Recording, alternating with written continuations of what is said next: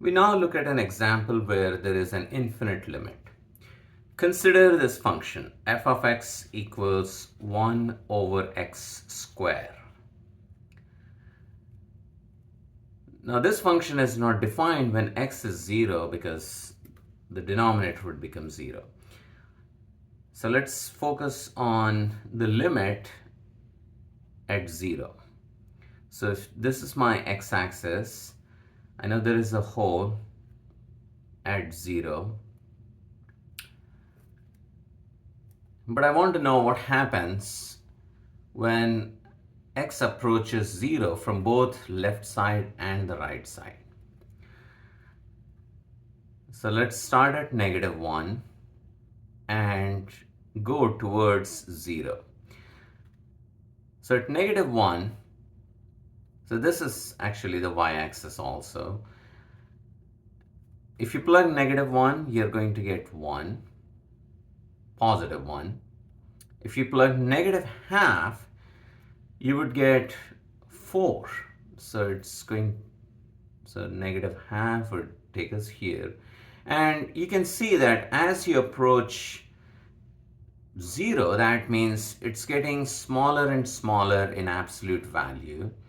So something like -0.1 would turn the entire fraction to 100, which means the graph is going to go higher and higher on this side, and it would look something like that. It gets closer and closer to x-axis here, and closer to y-axis over here, and so on. So the closer you get to 0, the higher this would be, because your denominator is being squared, and that would make the denominator really small because you're dealing with really small numbers when you're close to 0. Now, on the other hand, let's try to arrive from the right side. So let's start at 1. So if you start at 1, and at 1, it's 1. If you plug x equal to 1, you get 1. And if you plug ½ you get, again, 4. Just like on this side. And in fact, it's symmetric about the y-axis.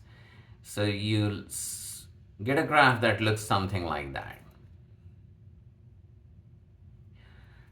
So in both cases, whether you approach from the left or from the right, you see that limit as x approaches 0 of f of x is equal to infinity.